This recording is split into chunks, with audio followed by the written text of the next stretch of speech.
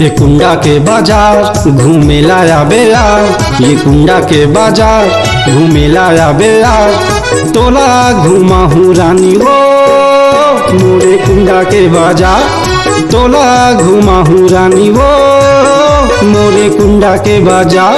ये कुंडा के बाजार घूमे लाया हूँ यार, ये कुंडा के बाजार घूमे लाया हूँ यार, मोला घुमा बेराजा रे तोरे कुंडा के बाजार, मोला घुमा बेराजा रे तोरे कुंडा के बाजार।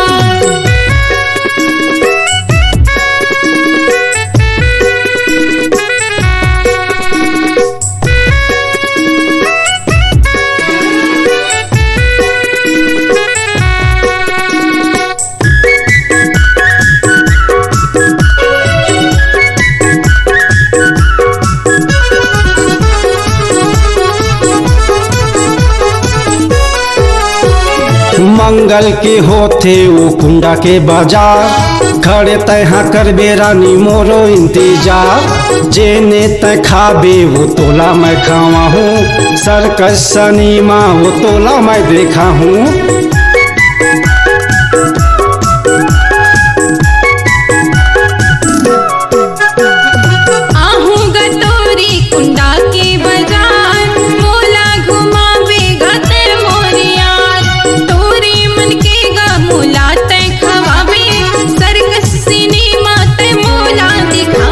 ये कुंडा के बाजार घूमे लाया बेयार, ये कुंडा के बाजार घूमे लाया बेयार, तोला घुमा हूँ रानी वो मोरे कुंडा के बाजार, मोला घुमा बेराजा रे तोरे कुंडा के बाजार।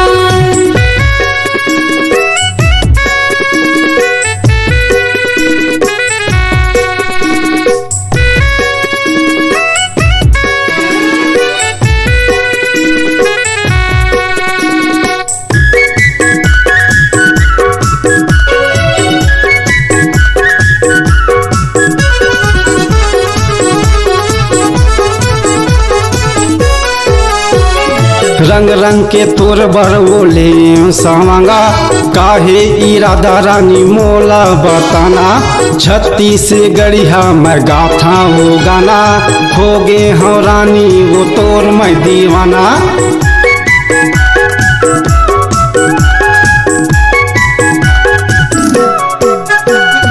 राजा तुर बोली रे हवे गुरु तुर, करबे इंतजार मैं आया हूँ जरूर, तुर गाना के रे हवा मैं दीवानी, दोनों धन लिखबो माया की कहानी।